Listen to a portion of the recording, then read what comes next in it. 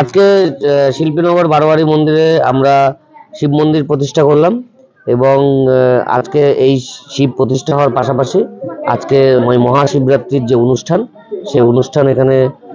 চলবে সারা রাত। কালকে পারণ আছে, প্রসাদ বিতরণ আছে এবং আজকের পর থেকে এই মন্দিরের নীলকণ্ঠ মন্দির বলে পরিচিত হবে এবং আগামী দিনে সমস্ত অনুষ্ঠানে এখানে সুন্দর করে আমরা শিবের আরাধনা করব এবং এই পাড়ার প্রত্যেক মানুষের মানে প্রচন্ড সহযোগিতার মধ্যে দিয়ে আজকে এই মন্দির করা সম্ভব হয়েছে। আমি সেজন্য আন্তরিকভাবে এই 13 নম্বর ওয়ার্ডের সমস্ত বাসিন্দা এবং শিল্পীনগরের সমস্ত বাসিন্দাদের কাছে আমি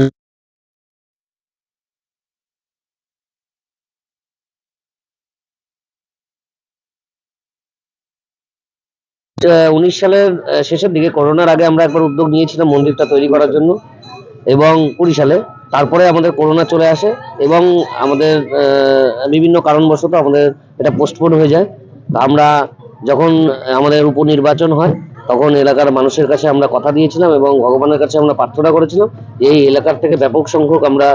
যদি আশীর্বাদ পাই তাহলে আমরা তৎক্ষণাৎ মন্দির আমরা শুরু করব এবং আমরা আমাদের কথা মতো আমরা আমাদের এই শিব মন্দির প্রতিষ্ঠা করতে সক্ষম হয়েছি।